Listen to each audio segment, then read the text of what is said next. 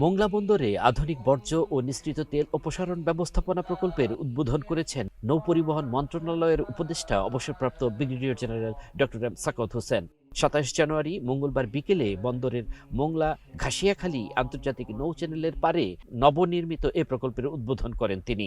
এ প্রকল্পে রয়েছে ২টি তেল অপসারণকারী জলযান, একটি বর্জ্য সংগ্রহকারী জলযান, পিআরএফ প্লান্ট, একটি ডাম্প বার্জ, একটি সেলফ প্রোপেলড বার্জ, একটি সার্ভিস ট্যাগ বোট, একটি পন্টুন, জেটি ও ইয়ার্ড। প্রকল্পের উদ্বোধন শেষে প্রধান অতিথির বক্তৃতায় নৌপরিবহন উপদেষ্টা অবসরপ্রাপ্ত brigadier general doctor M Sakhawat Hossain বলেন, আইএমও এর মার্পল কনভেনশন আইন অনুযায়ী বন্দরে যে সমস্ত জাহাজ আসে তাদের যে বর্জ্য তা পানিতে ভাসতে থাকে, যা নদী সমুদ্রের জীববৈচিত্র্য নষ্ট করে। সেই সমস্ত বর্জ্য নিঃসৃত করার জন্য এই প্ল্যান্ট স্থাপন করা হয়েছে।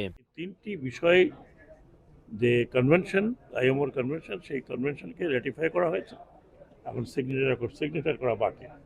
তার মধ্যে একটি হচ্ছে বর্জ্য অপসারণ, আরেকটি হচ্ছে যে কোনো দেশের জাহাজ যদি এখানে তেল ছড়ায় যায় তাহলে তার বিরুদ্ধে অ্যাকশন নেওয়া এবং সেটা তার পয়সা দিয়ে পরিষ্কার করা, এবং জাহাজ যদি ডুবে যায়, সে ডুবে গেলে যে তেল নিঃসরণ হবে সেটারও যদি আমার এলাকায় করে তাহলে ওই জাহাজের মালিককে করতে হবে, পয়সা দিতে হবে, টাকা দিতে হবে। আর যদি আমরা কোথাও করি তাহলে আমাদের দায়িত্ব থাকবে এটা।